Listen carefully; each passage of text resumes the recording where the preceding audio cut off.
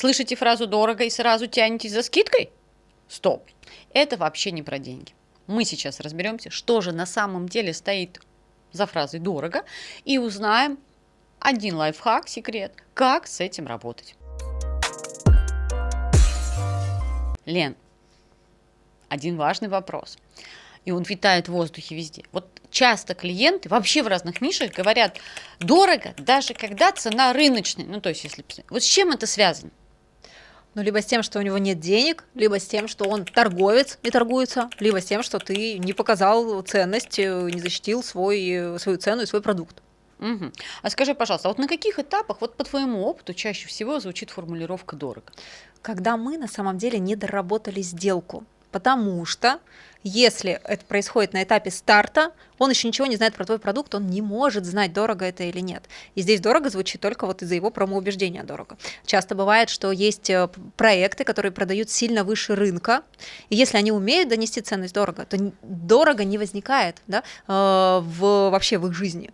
Например, часто у меня студенты-ракурсисты, кто учится на ракурсе, они до обучения встречали фразу «дорого», сейчас они встречают только «пошел искать деньги». Но человек может не найти деньги, это уже другой вопрос. Угу. Лена, скажи, пожалуйста, а как вот это понять? Это реальное возражение? Ну, у человека реально нет денег. Вот он, не знаю, там смотрит Мерседес за 7 лямов, а есть у него миллион. Ну, скорее всего, для него реально это дорого. Бывает же такое. А когда это просто отмазка? Вот как это понять? Нам надо посмотреть на, опять же, контекст. Что было в сделке с этим человеком в диалоге, вот face-to-face или в переписке. Если мы видим, что мы этому человеку не показали, насколько его жизнь, ну, как бы изменится, трансформируется, что конкретно у него там случится, но не как информация, вот с которой я смотрю, и вот она не про меня, я просто для ознакомления на нее смотрю. Это часто бывает, когда мы в инфобизе скидываем программу. Программа, она часто не для человека, он на нее смотрит, он не понимает, с какой стороны к ней подойти, потому что программу упаковывают для продукта, когда уже надо уроки вести, а человеку нужно показать программу для жизни. То есть нужно переименовать блоки, нужно результаты на более человеческие ему показать. Он потом в продукте уже будет получать то, что там, ты хочешь, чтобы он получал как результат. А на этапе входа ему надо показать то, что ему надо, то, что он хочет, вернее, слышать. Он хочет, чтобы у него исчезла морщина здесь, хочет. Значит, наша задача показать, как эта морщина будет путь исчезновения этой морщины. Он вот это должен видеть и сидеть, опять же, в своих апартаментах или в своей однушке и чувствовать, как эта морщина уменьшается на его лбу. Угу. Лен, а вот если посмотреть с другой стороны, как ты считаешь, ну или может быть ты знаешь, а что происходит внутри самого человека, когда он произносит продавцу эту фразу? Ну то есть он же не сбегает и не уходит в молчанку, он четко говорит, вот, блин, вот тут дорого. Что внутри человека? Ну, на той стороне тоже сидят разные типы лидов. Как и мы, продавцы, мы тоже бываем разные, продаем по-разному. Так и там люди абсолютно разные. И кому-то важно тебя прощупать и посмотреть, сдвинешься ты куда-то по цене или не сдвинешься. Неуверенный продавец сдвинется. Это знает рынок, почему бы этим не воспользоваться. Я сама, как покупатель, частенько двигаю продавцов. Ну, типа, я умею, ты не умеешь, все, что я сэкономила, заработала. Факт. Я так делаю. Это может быть для человека возможность сейчас уйти от тебя, потому что большинство рынка не знает, как работать дорого. И чаще всего они просто лайкают или пишут «ок», или пишут «хорошо, я с вами на связи, если что, пишите». Вот эта, да, фраза тоже с кладбища с какого-то достанная, потому что она вообще не работает. Нахера ты ее написал, спрашивается. Лучше вообще уже ничего не пиши тогда. Или там, не знаю, с диалога выйди, удали диалог или еще что-то, потому что это прям позор позорный. И тогда здесь ты начинаешь уже, ну, понимать, типа, про что эти лиды. И тебе раз написал один, второй, третий, тогда ты понимаешь уже, с чем проблема. Просто собираешь общие паттерны аудитории. Лена, вот когда вот эти вот разные вещи, допустим, кто-то пытается поражать, ну, есть, ну, ты сама понимаешь, да, у кого-то правда дорого, да, у кого-то кто-то не видит ценности, ну, то есть, вот как здесь понять, какой маркер, какой сейчас, вот, допустим, из этих 3 сценариев реально у человека отыгрывается? Я бы посмотрела, после какого момента он написал, что дорого, потому что если это дорого звучит до цены, и он говорит в целом, что эта услуга вообще-то дорогая, то есть еще даже не сравнивая с твоим оффером. Просто он уже с рынка взял убеждение, что эта услуга дорогая. Мы ее сейчас не потянем. Люди часто говорят мне так про интеграцию, когда мы интегрируем бота с методом ракурс в CRM проектов, они такие говорят, ну это капец дорогое удовольствие, даже еще не знаю, сколько это стоит у меня, да, просто слыша рынок, что капец, все автоматизации, это очень дорого, это надо миллионов платить. Соответственно, я понимаю, что я работаю с его промо-убеждением, которое насадил ему рынок. Значит, для меня маркер, что ему сейчас не мое дорого, ему дорого то, что ему показали. Моя задача показать ему по-другому. потому что все показывают техническую сторону, а я покажу результативную сторону. Что, дружище, у тебя сейчас 150 тысяч лидов висит в воронке, они не дошли до твоей диагностики, а конверсия с диагностики у тебя 50%. Я из этих 150 тысяч лидов 5 тысяч лидов загоню тебе. Сколько у тебя будет продаж? Примерно 2500 тысяч, 2500 тысяч человек к тебе зайдут. Какой у тебя средний чек? 100 тысяч. Посчитай, что ты купишь на эти деньги, да? Тогда станет ли мое предложение для него дорого? Нет. А еще какие моменты ты говоришь? До цены, а если там после цены? Если после цены, тогда я смотрю, а я прошел технологию того, что встроил ему этот продукт в жизнь до покупки. Я прошел это, и я прям смотрю, есть у меня этап, что он открыл рот? Так, есть. Есть этап, что я собрал все ключевики, и этими ключевиками пользуюсь со знаком плюс. Все его болючие ключевики, я теперь их со знаком плюс переворачиваю, как они будут выглядеть. Есть. Есть у меня короткая картинка будущего, вшитая ему. Есть. Есть у меня уточнение мотива того, что он сейчас жопу готов поднимать. Есть. Есть дальше у меня защита оффера, что я реально показал, что мой оффер сильно жирнее, чем его цена. Нет. Вот откуда появилось дорого. Я вот так быстро самодиагностика могу все быстренько этапы у себя проверить. А где такую самодиагностику-то надыбать? Ко мне прийти. И я ее дам. Куда прийти? Придите ко мне в телеграм-канал, придите ко мне куда-нибудь в личку, и все контакты есть, я помогу. Лен, а вот если, например, допустим, он прошел, ты говоришь, что мой оффер жирнее там цены, да, и смотрит человек, и говорит, да, я все сделал верно. Тогда какое решение принять? Да, тогда где-то ты сделал неверно. Приди ко мне, я тебе покажу, где, потому что наша задача услышать сейчас меня и воспроизвести. У мозга есть очень большая уловка. Он ориентируется на прошлый опыт. И поэтому этот прошлый опыт достаточно сложно выкорчевывать, когда ты считаешь себя продажником.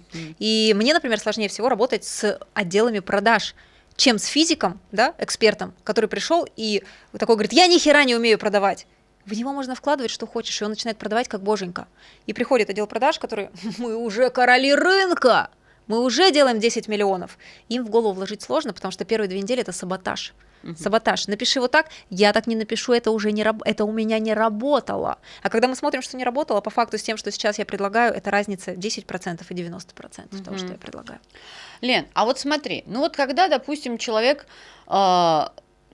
не может понять, да, где. Есть ли какие-то ключи, условно говоря, фраза для продажника, которую он мог бы использовать, или вопрос, я имею в виду, какое-то действие в переписке, чтобы четко понять, что за причина у этого дорого, или нет такого?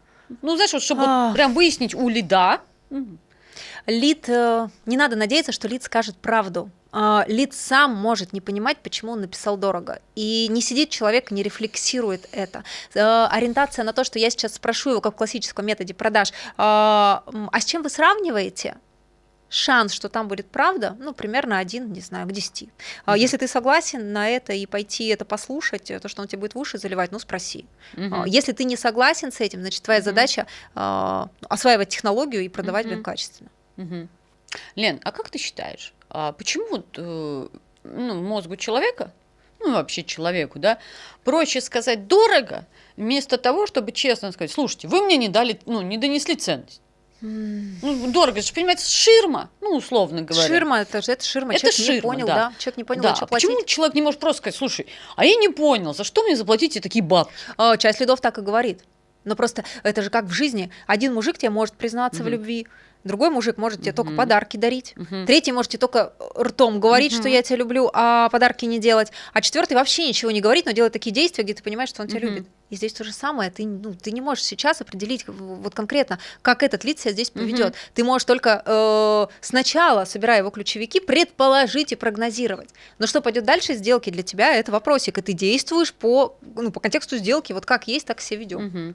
Лена, а есть какие-то инструменты, чтобы у этого лида, который, давай, мы понимаем, что это ширма. Мы уже понимаем. Да. Вот как-то выяснить у него, а что реально за этой ширмой? Кто признаться, знаешь, вот это вот. Если ты хочешь узнать, есть ли волшебная формула залезть ему под кожу, нет. Ее нету. Нет волшебной формулы, что ты сейчас задала вопрос, и он спросил. Но люди очень любят советовать, и ты не промахнешься, если ты спросишь и снимешь трусы с себя, а не с него, и скажешь, Маш, вот честно хочу признаться, мне до дрожи в руках страшно было писать вам цену, и услышать от вас нет.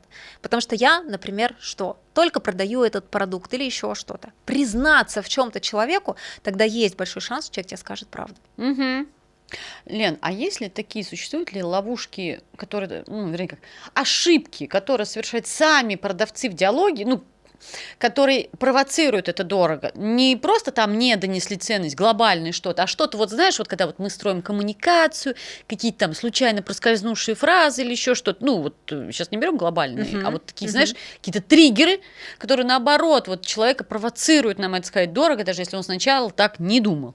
Конечно, если мы пытаемся артефакторно, как-то артефактами какими-то создать это, говоря, что у нас там эксклюзивные условия, а у нас VIP-куратор, который приехал прямо с Кипра с вами заниматься. Уже все это, все мысли человека, а он, например, работает в пятерочке продавцом, но очень хочет к тебе ребенка отправить. Но когда он слышит вот эти артефакты, для него это уже может быть как раз тем маркером дорого, то что, блин, нет, наверное, там капец дорого. Не буду дальше диалог продолжать, напишу спасибо. Он может дорого в голове сохранить, даже тебе не написать, но пропасть от тебя. Вот элементы, которые могут препятствовать сделке. Лен, а скажи, пожалуйста, вот, а если человеку реально дорого, ну вот реально, ну как я, допустим, с Мерседесом привела пример, да, вот у него там миллион реальный, грубо говоря, а вот он смотрит, ну не знаю, за машину на 7 или там, вот обучение какое-нибудь стоит 500 тысяч, консалтинг, да, у него реально вот есть 200, ну вот он просто и в кредит он, допустим, не полезет.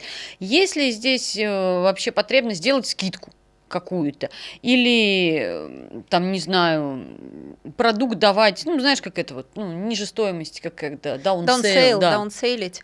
Но если у тебя есть цель продать, ты уже в этого лида инвестировал какое-то количество времени. Классно, если у тебя в продуктовой линейке это предусмотрено. Ну, не тянет он сейчас на 500 тысяч на твой консалт, но он в групповое обучение за 50 тысяч может к тебе пойти, ему это тоже будет ценно. Да? Ну, просто без индивидуального подхода в рамках групповых разборов. Можно. Если у тебя такого продукта нет, ну, надо сесть и задуматься, а хера ли у меня его нет. Если у тебя в товарке нет продукта даунсейла, даже не в услуге, а именно в товарке, ты делаешь куклу за 50 тысяч, но у тебя нет куклы за 10 тысяч, так создай куклу за 10 тысяч, и у тебя будут покупать ее. Ты уже в этого лида инвестировал время. Ну, как бы что-то надо ему продать. А если какие-то ниши, где невозможно это сделать? Наверное, есть, если ты являешься создателем, производителем одного продукта. Просто у тебя одна продукция. Ты вяжешь шапки, и все. Ты больше ничего не вяжешь, потому что тебе нравится вязать шапки. Тогда тебе сложнее. Но опять же, ты берешь и смотришь, а могу ли я взять пряжу подешевле, но при этом не менее качественную, и связать другую модель шапки, а она будет стоить дешевле просто потому, что на нее ты тратишь меньше времени, там вязка не такая сложная. Да, вот у тебя получится продукт даунсейл. Просто не все в это смотрят, и не все хотят в это смотреть, потому что кому-то проще сказать, у меня нет. Все, извините. Ну, слушай, ну вот, например, Макс вот у меня работает, да, и продает дизельные генераторы. Ну, ты понимаешь, вот компании нужен, например, генератор емкостью такой-то для освещения завода. Но он же не может сделать даунсейл, ну, меньшей мощности, он же ни хера, ну, не будет работать, он, ну, не закроет. Да, но он может посмотреть еще, его собственник может посмотреть какой-то китайский аналог. Да? Как китайские запчасти. У нас есть запчасть на Мерседес оригинальная, есть. Не может человек взять оригинальное стекло за 100 тысяч, но он может взять стекло за 20 тысяч, и это даунсейл. Аналогично в бизнесе твоего мужа. А скажи, пожалуйста, Лен, а вот бывают же бренды, которые, ну, компании вообще любые, которые слышат дорого, и пытаются не отрабатывать, а автоматом делают скидку. Ну, бывает же заложено там, ну, не знаю, 5%. Ну, бывает. Вот сколько вообще стоит ли сразу это делать? Ну, знаешь, вот, ну, все, мне написали дорого, я автоматом ничего не делаю, знаешь, сразу там, на тебе... 50%. Ну, сколько-то там, да, вот этот процент. Или все-таки надо повоевать сначала за лида? Здесь, наверное, зависит от мощности тебя и твоего отдела продаж, потому что я не делаю скидки. Я не делаю скидки, но я собираю какие-то выгодные пакеты, чтобы человек... То есть я этим образом я увеличиваю свой средний чек. То есть я иду вверх, а не вниз всегда, даже на любой распродаже. И здесь аналогичная ситуация. Если я хочу делать скидку, ну на что я могу сделать скидку? Ну, наверное, на то, что у меня в утиль уже должно уйти, или что вообще уже там не востребовано, или я не собираюсь это больше никогда продавать. Могу ли я вот как-то это дешево распродать? Да, могу. Но ввиду того, что я никогда не иду вниз, все, что я делаю вниз, потом очень ценится. Стоит мне только сделать скидку, это бегут покупать все, и это работает во всех проектах. А скажи, пожалуйста, вот есть ли какой-то самый простой сценарий вот для тех, кто нас сейчас смотрит? Вот буквально, допустим, сегодня они услышали фразу «дорого».